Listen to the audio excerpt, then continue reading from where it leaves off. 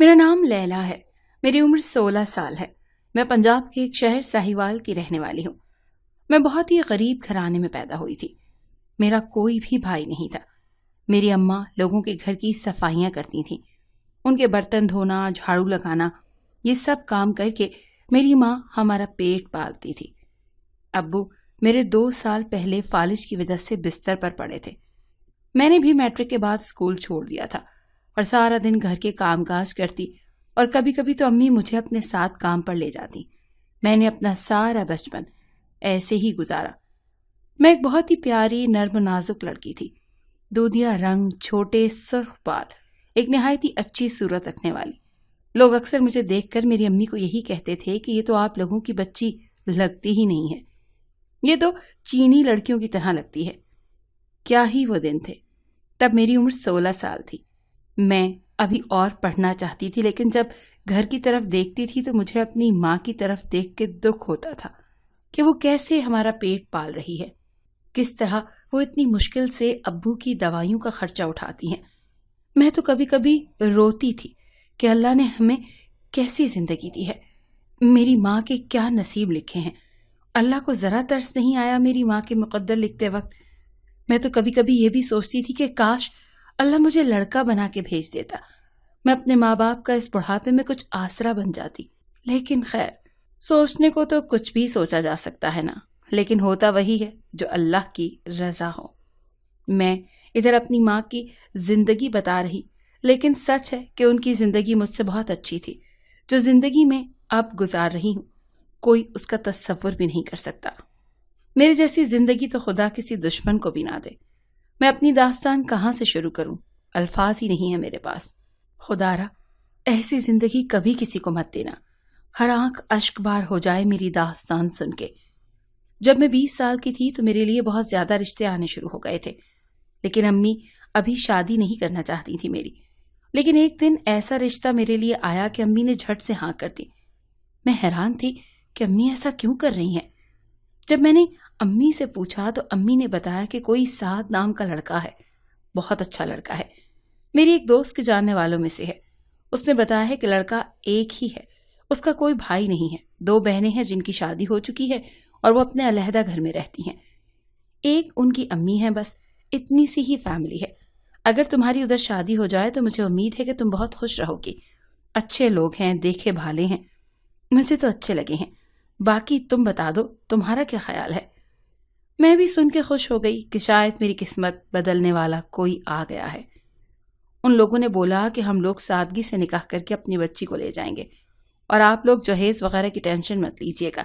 ہمارے گھر میں اللہ کا دیا ہوا سب کچھ ہے، شکر ہے اس کی ہر نعمت موجود ہے. میری امی ابو اس بات سے بہت خوش ہوئے کہ شکر ہے ان لوگوں نے جہیز نہیں مانگا. اگر مانگ لیتے تو ہم کدھر جاتے، کہاں سے پورا کرتے. خیر، اس بات پر تو میں خود بھی بہت راضی تھی. نکاح کے لیے ان لوگوں نے صرف 1 ہفتہ دیا. اتنی جلدی نکاح کرنا بھی کچھ سمجھ میں نہیں آیا تھا، لیکن خیر جیسے تیسے کر کے نکاح ہو گیا اور میں ان کے گھر پر آ گئی. گھر خوبصورت تھا، 3 منزلہ گھر، ماربل لگا ہوا تھا. میں دیکھ کر ایک لمحے کے لیے تو حیرت میں آ گئی تھی. جب اپنے کمرے میں آئی تو وہ بھی اچھا سجایا ہوا تھا. مجھے ایک لمحے کے لیے اپنی قسمت پر یقین نہیں آ رہا تھا کہ میری قسمت بھی اس قدر اچھی ہو سکتی ہے. سعد بہت اچھے انسان تھے اور سب سے بڑی بات میری ساس بہت اچھی تھی، مجھ سے بہت پیار کرتی تھی. شادی کو اتنی دیر ہو چکی تھی، آج تک میری ساس ہی میرے بہت سارے کام کر کے دیتی تھی. میں بہت خوش تھی کہ شوہر تو اچھے ملے ہی ہیں مگر ساس بہت اچھی ملی ہیں. جتنی ان لوگوں کی تعریفیں سنی تھی وہ تو بہت ہی کم تھی. یہ لوگ تو بہت زیادہ اچھے تھے. میں بہت خوش تھی، لیکن ایک بات میری ساس کی بہت عجیب تھی. وہ صبح جب میرے شوہر اپنے کام پر چلے جاتے تو تھوڑی دیر میں میری ساس بھی بنا بتائے ہی چلی جاتی تھی. کچھ دن میں نے کوئی سوال نہیں کیا، لیکن ان کا روز کا معمول دیکھ کر میں خود پریشان ہو گئی تھی کہ آخر یہ کہاں جاتی ہیں. ایک دن میں نے پوچھا تو بولی کہ میری ایک دوست ہے، ادھر سے تھوڑے فاصلے پر ہی رہتی ہے، ان کے پاس چلی جاتی ہوں، ذرا وقت اچھا گزر جاتا ہے. میں نے بھی ان کی اس بات پر یقین کر لیا. اب میں ان سے بالکل بھی نہیں پوچھتی تھی کہ وہ کہاں جاتی ہیں. وہ شام میں جب گھر آتی تھی تو آ کر میرا سارا کام کرتی تھی. یہاں تک کہ مجھے کمرے میں لٹا کے جاتی تھیں، بہت پیار کرتی تھیں مجھ سے۔ وقت ایسے ہی گزرتا گیا اور ایک دن آیا جب مجھے پتا چلا کہ میں ماں بننے والی ہوں۔ میں بہت خوش تھی، میرے شوہر بھی بہت خوش ہوئے اور سب سے بڑھ کر میری ساس بہت خوش ہوئی۔ انہوں نے میرا بڑا خیال رکھا، مجھے کبھی کمی محسوس نہیں ہونے دی کہ میری ماں میرے پاس نہیں ہے۔ میری ماں سے بڑھ کر وہ مجھ سے پیار کرتی تھی، میرا سارا کام خود کرتی تھی، اور تو اور مجھے رات میں کھانا کھلا کے دودھ کا گلاس بھر کے پلا کے پھر پاس بیٹھ جاتی تھی۔ جب تک میں سو نہیں جاتی تھی وہ بیٹھی رہتی تھی، سر میں ہاتھ پھیرتی رہتی تھی۔ 1 ماہ ہو گیا تھا، ایک دن اچانک میری طبیعت خراب ہو گئی۔ میرے شوہر مجھے اسپتال لے کر بھاگے۔ طبیعت اتنی خراب ہو گئی کہ مجھے اپنا بچہ کھونا پڑا۔ اس صدمے سے میں 1 ہفتہ بستر پر پڑی رہی۔ میرے شوہر نے مجھے بہت سنبھالا، بہت دلاسا دیا۔ مجھے میری ساس نے بھی بہت کہا کہ اپنا خیال رکھو، اور میرا خیال خود بھی رکھا۔ 1 ہفتے بعد میں واپس پہلے کی طرح زندگی کی طرف لوٹ آئی۔ وقت گزرتا گیا، میں اللہ سے بہت دعائیں کرتی تھی کہ اللہ میری گود پھر سے ہری کر دے۔ میرے شوہر بھی مجھے بہت دلاسا دیتے تھے کہ اللہ کی رحمت سے نا امید نہیں ہوتے۔ اور ایک بار پھر اللہ نے میری دعا سن لی اور میں پھر حاملہ ہو گئی۔ میری خوشی کا تو کوئی ٹھکانہ ہی نہیں رہا تھا، اور اس بار پھر 2 ہفتے بعد ہی میرا حمل ضائع ہو گیا۔ لیکن حیران کن بات یہ تھی کہ میرے شوہر اور میری ساس کے رویے میں ذرا بھی تبدیلی نہیں آئی۔ میں بہت حیران اور پریشان تھی، لیکن بیمار بھی رہنے لگ پڑی، صرف یہ سوچ سوچ کر کہ میرے ساتھ یہ ہو کیا رہا ہے، اور ان سب کی محبت بھی میرے لیے کم نہیں ہو رہی تھی۔ 3-4 بار میں حاملہ ہو رہی تھی، لیکن ایسے ہی میرا حمل ہر دفعہ ضائع ہو جاتا تھا۔ میں اب ذہنی طور پر بیمار ہو چکی تھی، اتنی طبیعت ہر وقت خراب رہتی کہ کچھ سمجھ میں نہیں آتا کہ میرے ساتھ یہ کیا ہو رہا ہے۔ میرے شوہر جب مجھے ڈاکٹر کے پاس لے کے گئے تو انہوں نے کہا کہ اسے ہسٹیریا کا مرض ہے۔ میری کیفیت پاگلوں جیسی ہو گئی تھی، کچھ سمجھ میں نہیں آتا تھا کہ میرے ساتھ ہو کیا رہا ہے اور کیوں ہو رہا ہے۔ میری ساس میرا بڑا خیال رکھتی تھی۔ اس دوران میرے ابو بھی اس دنیا سے چلے گئے۔ اب میری امی اکیلی پڑ گئی تھی، سب کچھ عجیب سا ہو گیا تھا، یہ دنیا خالی خالی لگنے لگی تھی۔ ایسا لگتا تھا کہ جتنی تیزی سے یہ خوشی کی لہر میری زندگی میں آئی تھی، اتنی ہی تیزی سے ہی میری زندگی سے جا رہی ہے۔ لیکن پھر ایک دن میری زندگی میں ایسا آیا جس نے میری روح کو چیر کر رکھ دیا۔ وہ دن میرے لیے قیامت سے کم تکلیف دینا تھا۔ اس دن میری آنکھوں سے سب پٹیاں اتر گئیں۔ جس دن میں نے اپنے شوہر کو اپنی ساس سے باتیں کرتے سنا، میری آنکھیں اور کان ان لمحات کو دیکھنے اور سننے کے قابل نہیں رہے تھے۔ ہوا کچھ یوں تھا کہ میری ساس روز کی طرح مجھے سلا کے چلی گئی تھی۔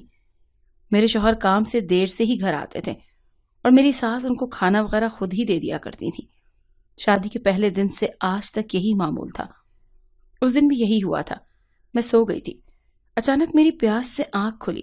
میں پانی کے لیے کمرے سے باہر آئی، سر کو چکر آ رہے تھے، پھر بھی چیزوں کا سہارا لے کر میں کچن میں آ گئی۔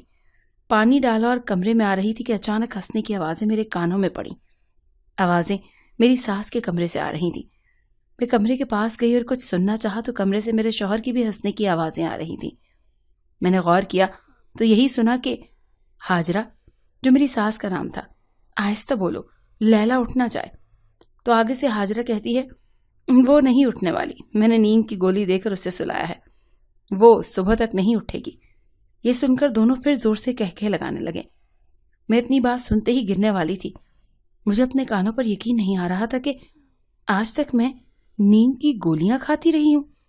تبھی مجھے صبح سے پہلے ہوش نہیں آتا۔ میں صدمے میں تھی کہ یہ لوگ میرے ساتھ کیا کر رہے ہیں۔ میں نے ان کی مزید باتیں سننے کی کوشش کی لیکن سن نہیں پائی۔ اگلے دن میں نارمل اٹھی، ان لوگوں کو شک نہ ہونے دیا کہ مجھے ان پر شک ہونے لگا ہے۔ دن ایسے ہی گزر گیا، رات آ گئی۔ میری ساس دوائی لے کے میرے کمرے میں آئی۔ میں نے ان کا دھیان ہٹتے ہی گولی چھپا دی اور ان کو محسوس کروایا کہ میں کھا چکی ہوں، اور میں جلدی سے لیٹ گئی۔ تھوڑی دیر میں میری ساس اٹھ کر اپنے کمرے میں چلی گئی۔ جیسے ہی میرے شوہر آئے وہ سیدھا ان کے کمرے میں چلے گئے۔ تھوڑی دیر بعد پھر سے ان لوگوں کے ہنسنے کی آوازیں آنے لگیں۔ میں آہستہ سے اٹھی اور ان کے کمرے کے باہر کان لگا کر ان کی باتیں سننے لگی۔ آج جو میں نے سنا، کاش وہ کبھی نہ سنتی۔ میرے شوہر میری ساس یعنی ہاجرہ سے یہ باتیں کر رہے تھے کہ ہاجرہ، مجھے لگتا ہے یہ عورت بھی بچہ پیدا نہیں کر سکے گی۔ کیا فائدہ ہوا مجھے دوسری شادی کرنے کا؟ تم سے اولاد نہیں ہو سکتی تھی، اسی لیے اس سے شادی کی تھی، لیکن یہ بھی اب کبھی ماں نہیں بن سکتی۔ اب میں کیا کروں گا؟ مجھے بچہ چاہیے اور ہر حال میں چاہیے۔